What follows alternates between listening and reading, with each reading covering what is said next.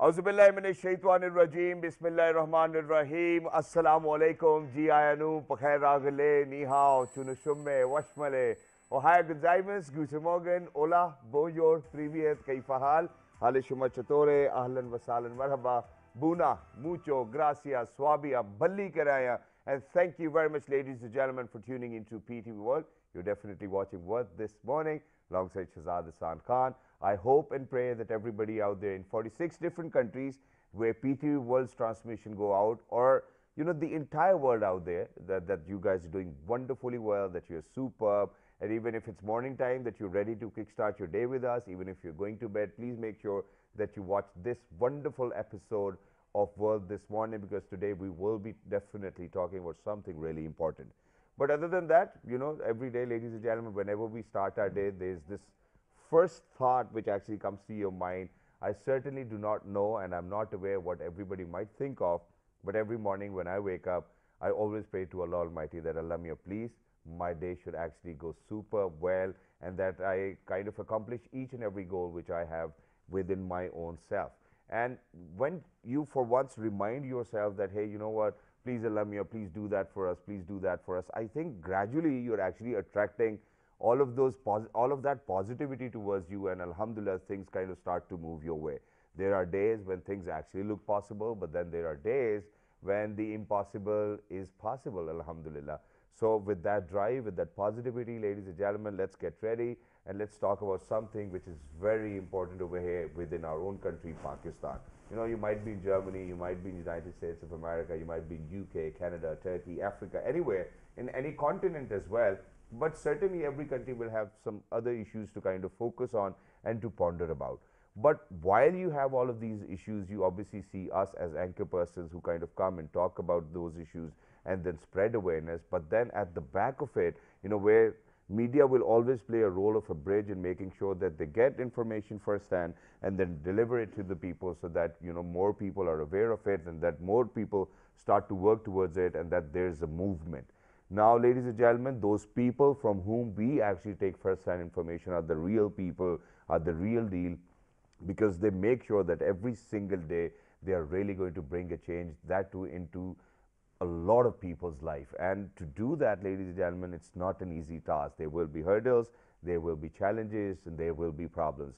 But the person who will know to bounce back every single day will only be able to do so. Which is why, before I actually give it away what we are talking about, ladies and gentlemen, I'm actually going to share a small report so that you can have a better understanding of what we will be talking about today. And it is very relevant and it is very important to talk about it. How, when, and why is something which we will be talking about with our guests, that too after this small report. Good morning. Let's take a look. In some countries, women face a higher rate of discrimination and violence than the male due to social norms and belief. Many are deprived of their rights to healthcare, education, employment, political participation, and inheritance. Many women still lack access to free or affordable essential services in sectors such as health, police, justice, and social support to ensure their safety, protection, and recovery. To commemorate the 16 days of activism against gender-based violence, Ms. Nilofer Bakhtiar, who happens to be the chairperson of National Commission on the Status of Women, started a robust campaign to achieve all of the above. She met with key stakeholders all over Pakistan in order to improve coordination among them and put gender equality and women empowerment as top priority. National Commission on Status of Women NCSW is a statutory body of Pakistan. It is an outcome of the national and international commitments of the government of Pakistan to combat violence against women and examine policies, programs, and other measures for women's development and gender equality in collaboration with UNHCR and the UN Refugee Agency. NCSW is focusing on identifying gaps in the laws, women economic empowerment, improving coordination of women machineries throughout Pakistan, availability of credible, gender-disaggregated data and evidence, and improved response and referral mechanism on ending violence against women.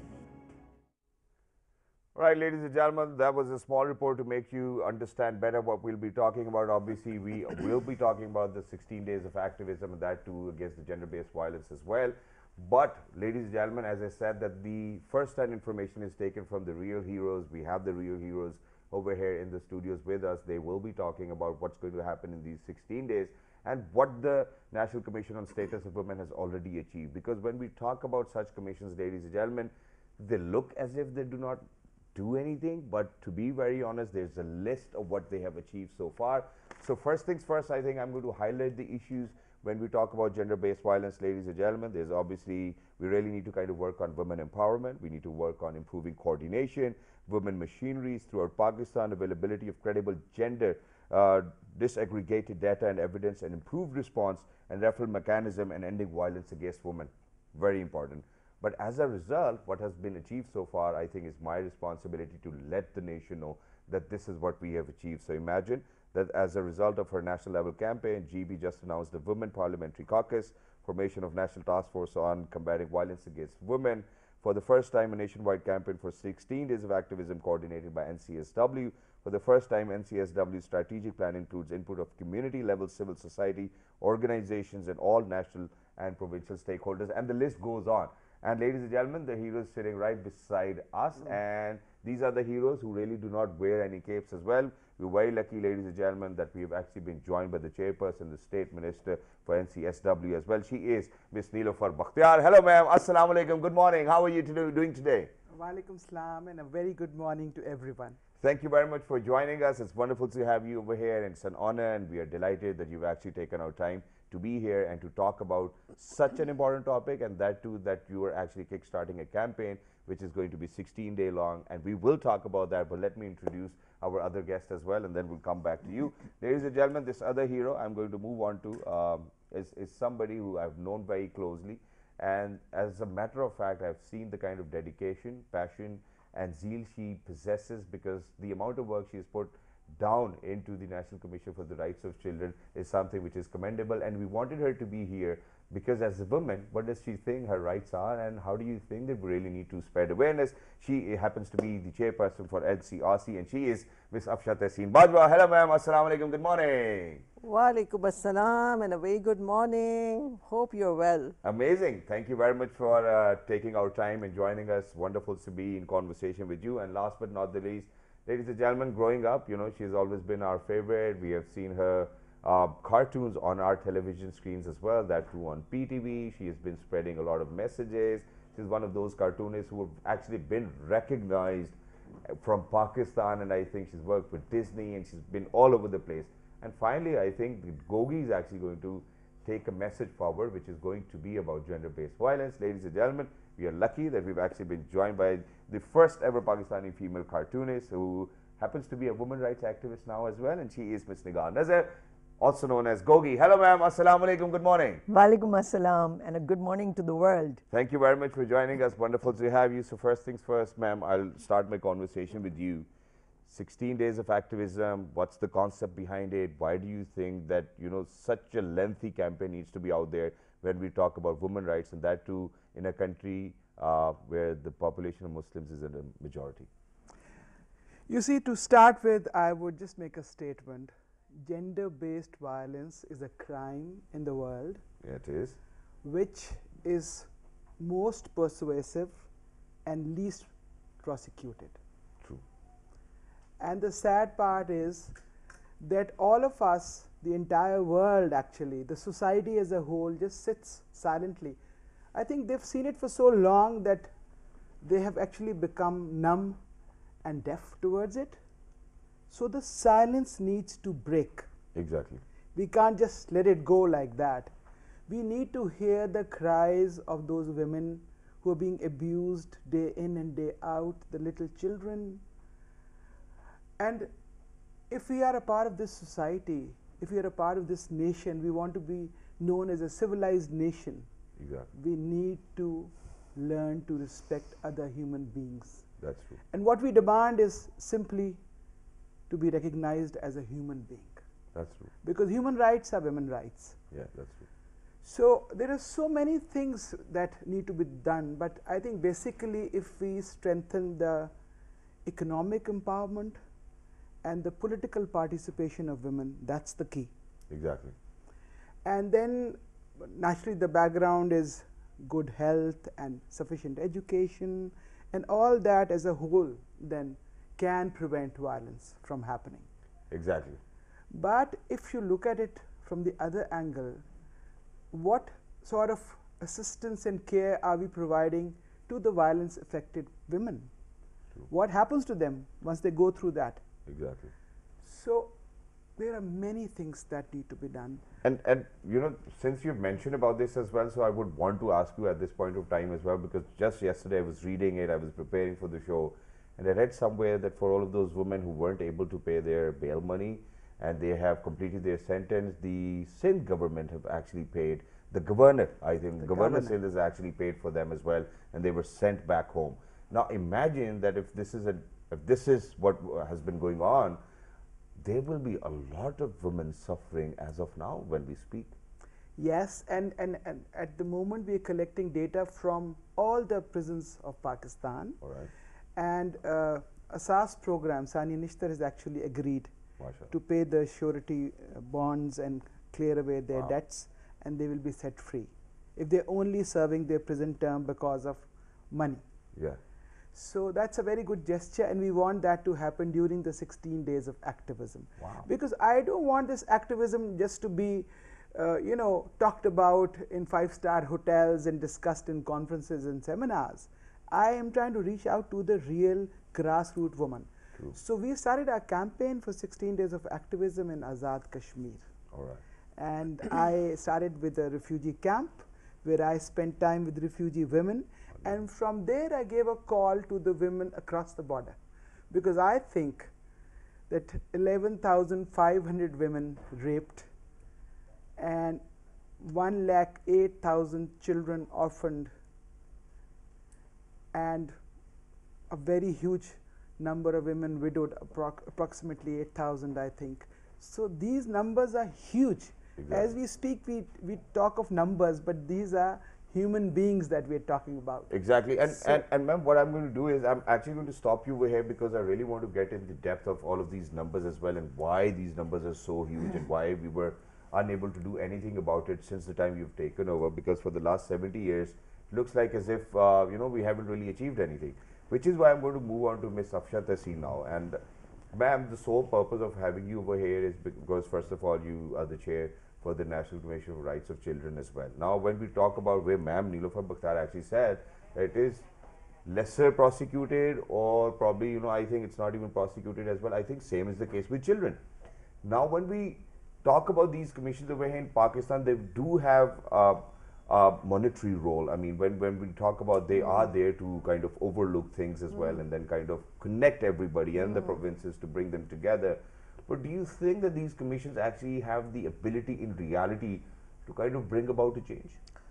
Thank you very much, Azad. If you really see the mandates of the commission, and if you see their role, which is the monitoring, oversight, statutory bodies, which can just look around the country, all across the country, and they can give recommendations that in terms of violations of human rights, be it human, adults, women, children. So their role is very strong.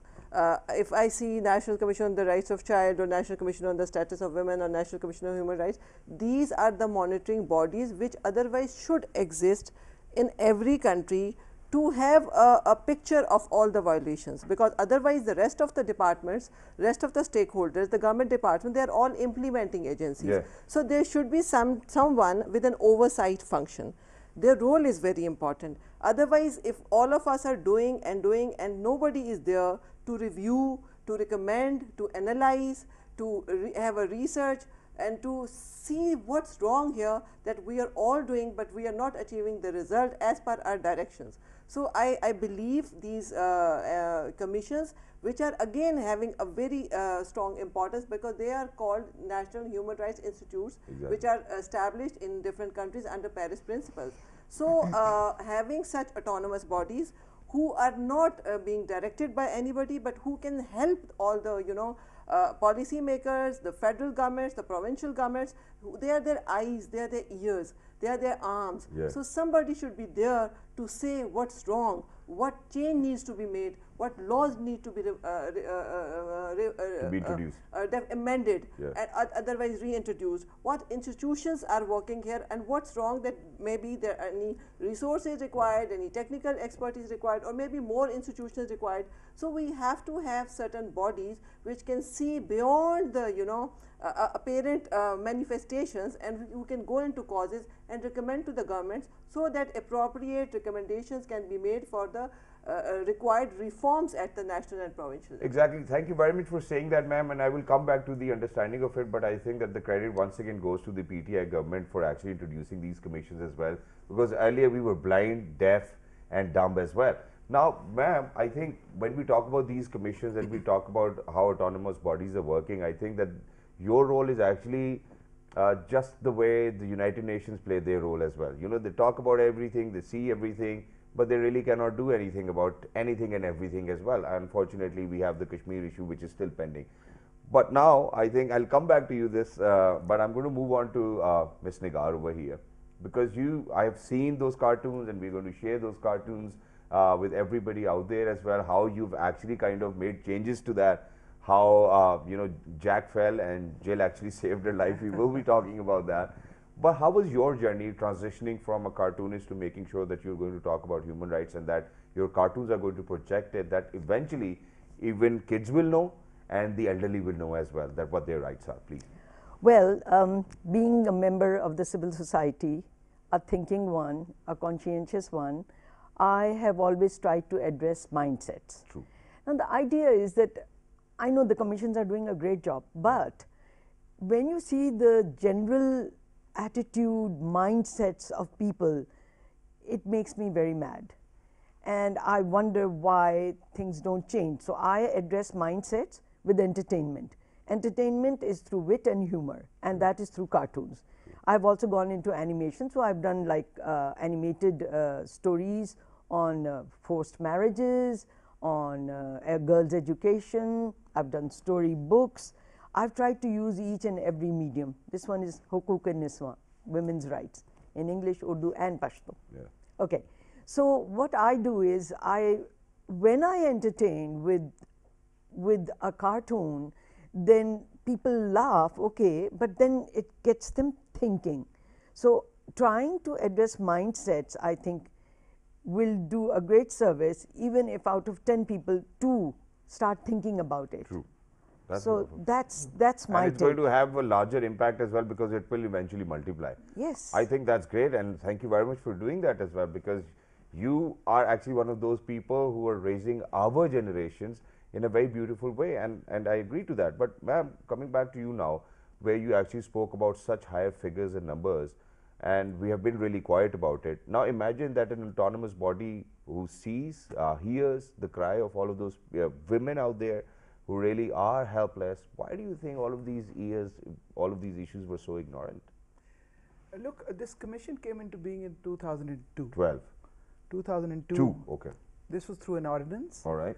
And I know the history because I was a part of the process when we I mean, the formed figures this you gave us, commission. you know. These figures are yeah. from across the border. Yeah, yeah. I was talking about the Kashmiri women Okay. under the occupation of Indian I stand Army. corrected. So I thought there was a slight Yeah, because confusion it said there. that under the presidential ordinance as was but established by but the in NCSW Act 2012. This was the legislation. Okay. So the ordinance was 2002. All right, wonderful. And then it was legislated upon. So now we are in shape. They have just come into being. They are new. Wonderful. So this was one clarification that I wanted That's to give. wonderful. And secondly, you know, in our country also, the calculations are not that great, because out of every 5 women, at least 1 woman has been subjected to and some kind of violence. Yeah. So that's not a But when we very were- pleasant thing to share. I think let's talk about that. You know, when we talk about violence, you're saying that one kind of violence. What sort of violence are these women going through or suffering from? So there is domestic violence. Yep. There is harassment at workplace. Yep. There is social pressures which actually turn into violence at some stage. True. So what we need is that on one side we need healthcare systems to be in place. True. Reproductive health is one major issue. Exactly. Child marriages, the age for child marriage in Sindh is 18, but the rest of the country is 16. Yeah. So there are issues like that, when we have women who are seriously affected because of early marriages, because having too many children at an early age, it affects their health. So True. that is one form of violence. Obviously. Totally. Infant mortality rate is extremely high. Yeah. Maternal mortality rate is extremely high. So, I mean, we are a population of 207 million, and by 2050 we are going to be 400 million. That's what the United Nations figures say. And to tell you the truth, I am not worried about those international treaties, and I'm not here to impress the other countries of the world. I love my own women. I worry about them. So you see, when there is a rape victim and there is no post-rape care available, True. we need to expedite the response of the police. And they say that a woman is sent through this torture, she has to face this abuse twice, because once is when it happens, Yeah, that's and true. the second time is when she's denied the justice. True. So she goes through the pain again. It's terrible, and then the system is so hard on the woman who faces this kind of violence.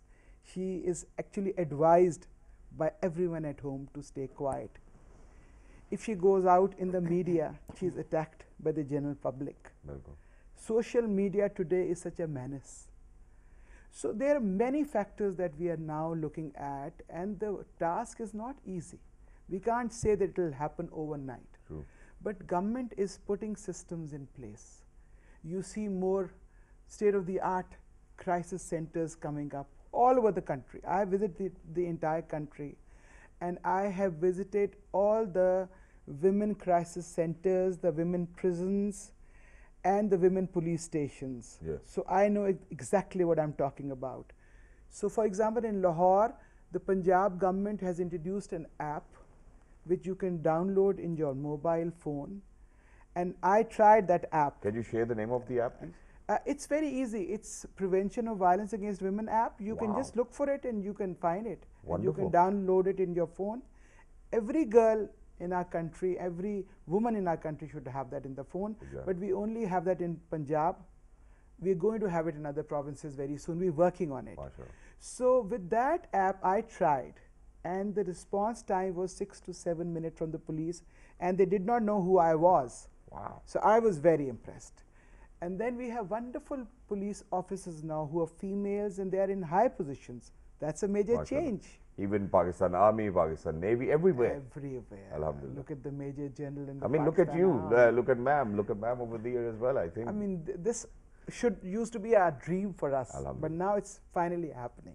So it's wonderful to see those fighter pilots, wearing hijabs and still, flying high in the Mashallah. skies. So that's wonderful. So Exactly. we can't say that we've not made any progress. We've made a lot of progress, and I want to see Pakistan coming down as a number on the gender index. That's and wrong. It's unfair. And we want It's we wrongly want that ma'am, reported. as well. We want that as well. And I'm going to come back to this thought of yours, but there's another problem now.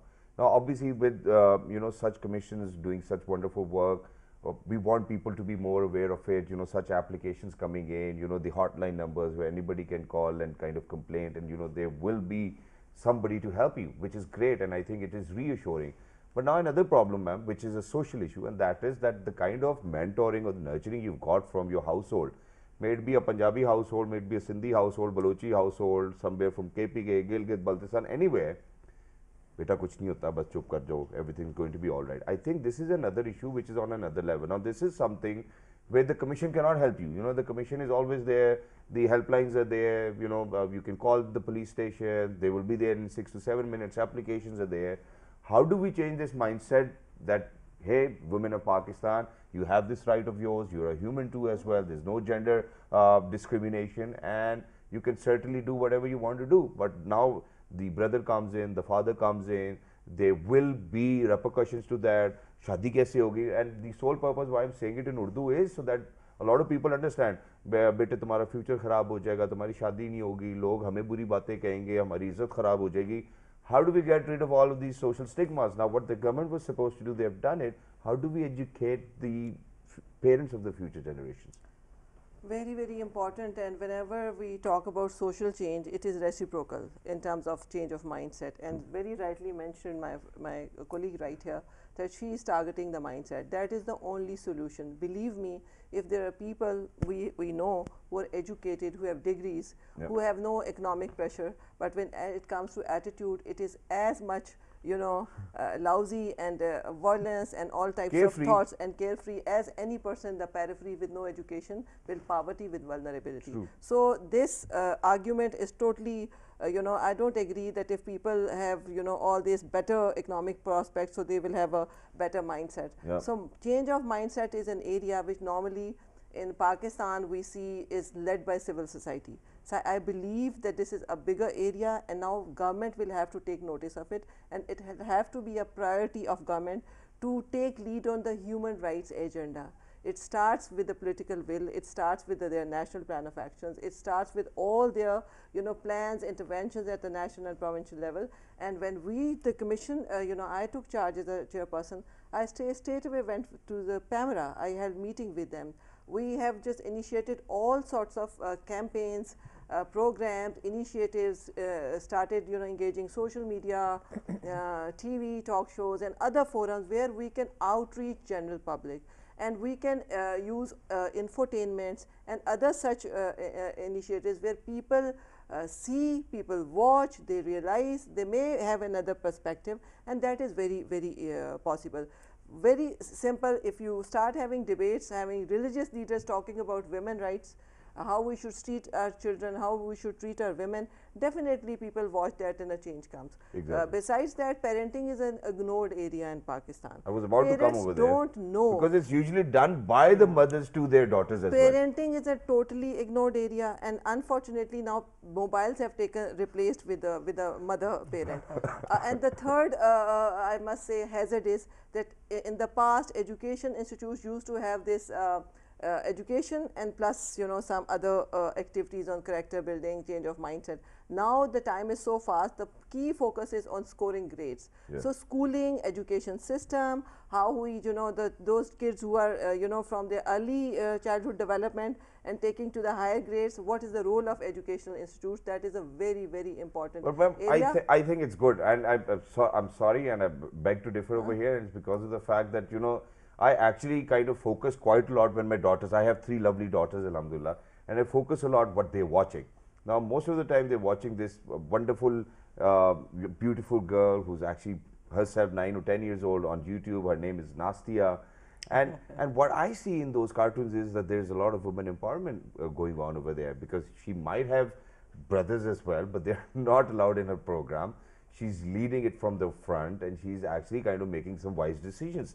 This is something which is being portrayed. Obviously, there's parenting at the back as well, but don't you think watching such cartoons, because we have a cartoonist with us as well, that too Ms. Kogi is over here, so I would want to ask the same question, but don't you think that this parenting style is better than the way we were being looked after?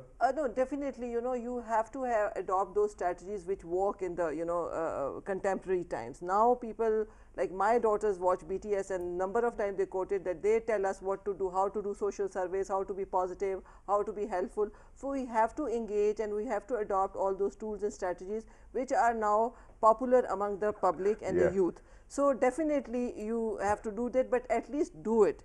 Come up with such interventions, which we are not doing it at the moment. Exactly, and we really need to make our own content, and obviously, ladies and gentlemen, we're very lucky that we've actually have our first ever female cartoonist over here today with us to speak about this issue. So ma'am, over to you. Do you think that these cartoons can actually play a good role in parenting as well?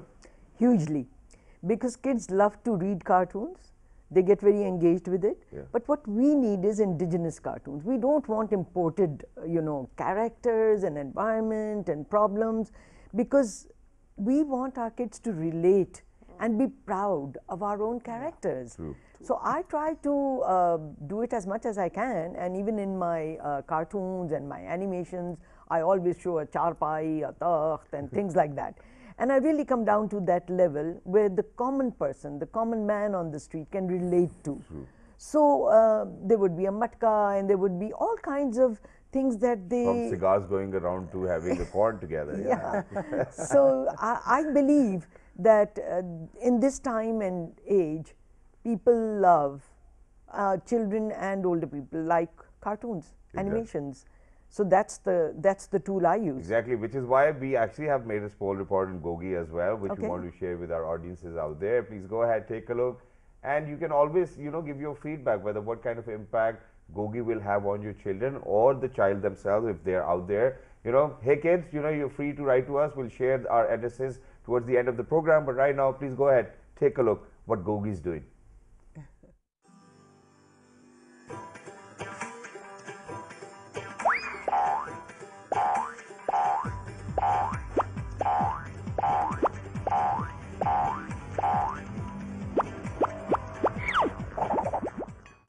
Nigar Nazar is not only the first women cartoonist of Pakistan but the entire Muslim world. Her work initiated with a comic strip in a national daily centered around a female character called Goji. She has used this character for the Pakistani women's vice for activism, whether it be girls' education, forced marriages, the birth of a female child, or other women issues. She has been chosen by BBC's 100 Global Women, UN Women's Wonder Women, and Fatima Jinnah Award for contribution in art. Goji cartoons were plastered on 17 public buses. These carried messages supporting women's role in society. 4 public hospitals in Rawalpindi and Islamabad are decorated with Goji messages on health. Nigar has 14 books to her credit. And I guess that's beautiful, ladies and gentlemen. If you want our children to be nice, and if you want your children to be as nice as I am, I think all you need to do is invest on cartoons.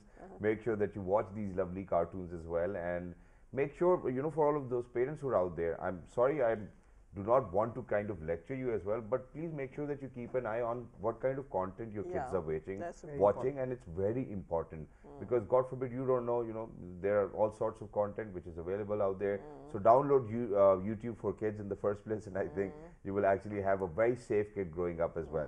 But very quickly, we actually have to head out towards a short break, but there's one thing which I wanted to ask you, ma'am, and that is that, we have talked about how these cases are less prosecuted. We've talked about how there's stigma. People still do not think about it as well. Now, when you, as a woman yourself, sit on a chair which is supposed to work for, gender-based violence, and when we talk about that, obviously there's no discrimination. We've established that it's all human rights and we're all humans. Now, when we talk about all of this, there might be something which goes around your head as well, that, now what kind of a greater responsibility you have to fulfill, because it's only been 3 months hardly. You joined in August 2021 as well, and I've spoken about all of those campaigns which has taken place. What kind of impact do you think this 16 days of activism will have throughout the nation? Because it's going to be a wide media spread awareness campaign. There will be a lot of people watching, and people will be talking about it as well. So please let us know. You see, something new that we've done this time is that we've formed provincial committees where we've involved all the stakeholders.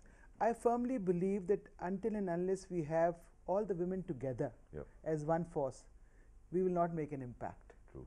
And that was a big task for me, because in these committees I have the civil society, the board members from NCSW, the chairs of the provincial commissions, and the parliamentarians, and the heads of women machineries.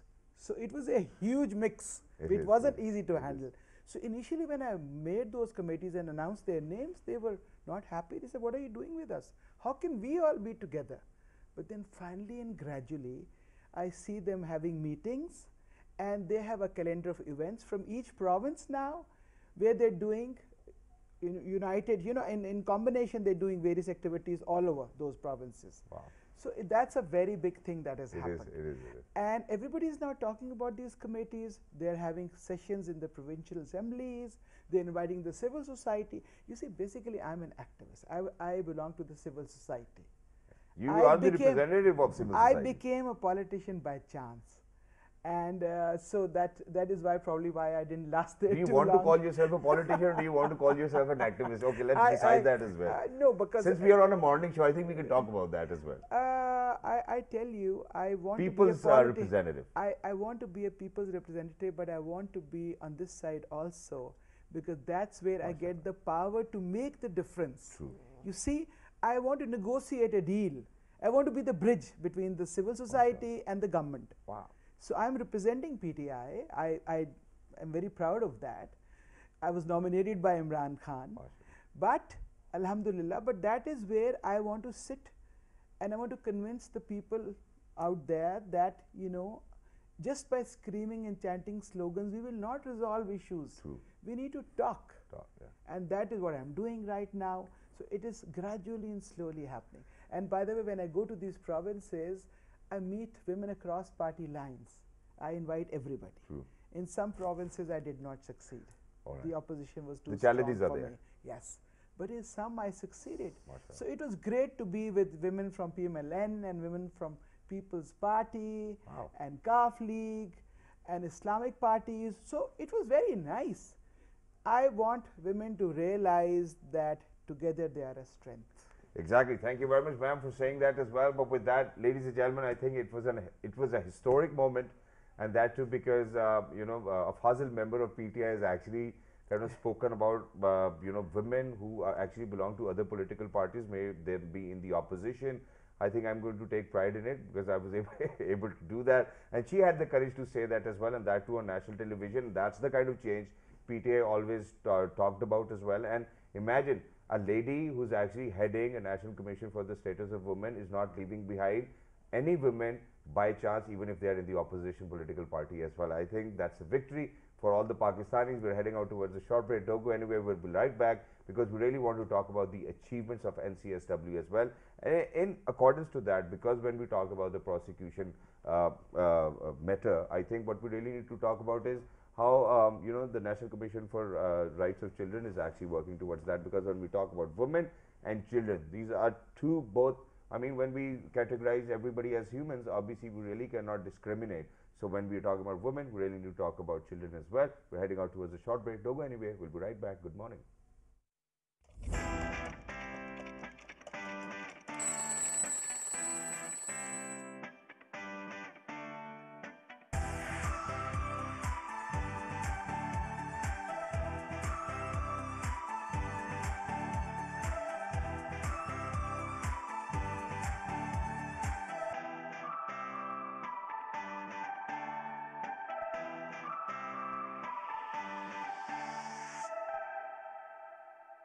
All right, ladies and gentlemen, welcome back. For everybody who just got tuned into PTV World, ladies and gentlemen, you are definitely watching World this morning alongside Azad Khan. We're very lucky that we've actually been joined by Ms. Nilofar Bakhtiar, Chairperson, State Minister for NCSW as well. And then alongside her, we are very lucky that we've actually been joined by Ms. Afshat Tahseen, Chairperson, NCRC as well. And Ms. Nigar Nazar, the first ever female cartoonist over here from Pakistan, who's worked with Disney as well. Wonderful. We're talking about gender-based violence. There's 16 days of activism. The campaign will kick off on the 25th and will end on the 10th of December. So very quickly, ma'am, towards the end of the program, and it was very reassuring, the kind of conversation we had. And I would literally recommend people to watch the previous part if you have missed out on it or if you've just tuned in as well. What's going to happen in these 16 days and what will be your message today? In these 16 days, we have a huge agenda. But what NCSW is going to do is, briefly, we're going to take a start from Sindh, and we're going to have a media fellowship program for 2 weeks. And this will be first time ever 40 people from the media will be trained and gender sensitized. Wow. And this fellowship will then be, you know, like, they will become our arms and implementing partners all over the country. Exactly. And they will be our brand ambassadors. Mashallah. So Governor Singh will be the chief guest. Then we have an exhibition of women prisoners who made these 70 paintings. Wow. Then we will come back. We will have a day with the women at Harnai for Balochistan. Wow. We want to be with them and show our So solidarity. you're including everyone? Yes, we Mashallah. can't exclude anybody. Mashallah. For GB, we have prepared the legislation for the Women Commission in GB. So we're going to present that to the Chief Minister GB, who has agreed and who's eagerly waiting for it. So we're going to Gilgit-Baltistan. Then we're going to go to Swabi, and that's with Sania Nishta. We're going to distribute scholarships for women. So the calendar will go on. But a major thing is the National Gender Data Portal, and this is where the President of Pakistan is going to come in. Wow. And he's going to inaugurate that. Wow, that's wonderful. Congratulations, and we want to wish you best of luck for that too as well. Yeah. Ma'am, what about you, Ms. Afshat Nassim? First of all, I just want to congratulate Ms. Nilofer Bakhtiar, because the way she had just started soon upon joining the National Commission on the Status of Women, and she's a true advocate of women's rights. And side by side, National Commission on the Rights of Child is a sister commission. We are working by joining hands in gloves, and we are there for support for each other to materialize the human rights agenda in Pakistan. And definitely, I think this Pakistan can prosper when there is a social change, when people have access to human rights, they can live with dignity, and that is only possible when both men and women, the gender is a balanced gender in terms of their support to each other and a balanced society. So we are working for it in terms of systems, services, mechanisms, in terms of a change of mindset, and we have to advocate for it more and more, because women are 51% of the society, and when this 51% is healthy, balanced, positive, contributing socially, economically, politically, only then the rest of the 50% can get benefit of it, and let's just raise our voice for it. Exactly. And you know, ladies and gentlemen, this is a hard and fast rule, and that is majority is authority as well. Coming down to you, Ms. Gogi, but first things first, we're actually going to play some slides as well, and you have to let us know how you have diversified your cartoons, or probably Gogi in particular, to make sure that people get the message. Please, can we play the slides as well? Ji, ma'am. Oh, so this is the one about the birth of a female child. And so Gogi and her friend are buying challi from the vendor, and her friend is saying, you know, when my grandfather was born, they passed around cigars. And in the second panel, she's saying, oh, you know, when my father was born, they passed around cakes. So Gogi asks her friend, Nadia, when you were born? She says, they passed out. And this is a serious issue. Moving on to the other one, please. Next. Okay, so this is about a working woman. So the working woman is coming home with her friend Gogi, and she's saying, oh, when I reach home, I'm so tired. I have to cook, clean, and wash the kids one by one. So Gogi asks her, so much work, and what about your husband? She says, oh, he washes himself. That's wonderful. Moving on, yes. Okay, the next is about low esteem that women sometimes face. And this is her friend Mariam, her overweight friend, and that's okay, looking at a poster which has a reward for a criminal, 500,000 rupees, and a picture of him. So Gogi is asking her, oh, do you know this man? She says, no, but I think it must feel nice to be wanted. Wow, that's wonderful. And ladies and gentlemen, obviously these cartoons are out there for public's awareness as well, and it's for anybody and everybody to understand as well. What are you going to wrap up the show with today? I would like to address more and more mindsets. I would like to be addressing men basically, and women as well, because in our society there are women who do not let their own kind, meaning their daughters or their daughter-in-laws or their, you know, sisters, to move ahead and just clip their wings and get them married and into a marriage and the rigmarole that goes along with that. So I think the animations that I've done on forced marriages, child marriages, and on girls' education is the animation that I would show. That's wonderful. Thank you very much, Empowered Women, for being with us. It was lovely to be in conversation with you all. And towards the end, ladies and gentlemen, to wrap it up, I'm just going to say one simple thing, and that is, since Alhamdulillah, Allah is blessed with me with 3 little angels, Alhamdulillah, all girls. And what I've actually witnessed in my life is that just yesterday I was actually kind of thinking, and I said it to my wife as well, that, you know, I've always heard that, you know, girls are very docile, they sit at one place and then, you know, they just play, and, you know, they're very conserved as well. So all of a sudden there was this another thought which came up to my mind, and I thought, hey, you know what, but they're my daughters, you know, they're free to go anywhere, they're free to jump, they're free to make noise, they're sisters, they're mothers, you know, they are our support system, ladies and gentlemen, and we really need to be out there for them. The way you're going to treat them is exactly the way you should expect they're going to treat you. Look after yourselves. Make sure you write to us on our Facebook page, which is with the name of World This Morning. On Twitter, it's World This Morning without a G. On Daily Motion and YouTube, it's World This Morning. The Fabulous Repeat is going to be at 5 past midnight. This is one of the most fantastic shows I've ever done. Look after yourselves. 1, 2, 3. Let's say good morning together. 1, 2, 3. Good Good morning. morning.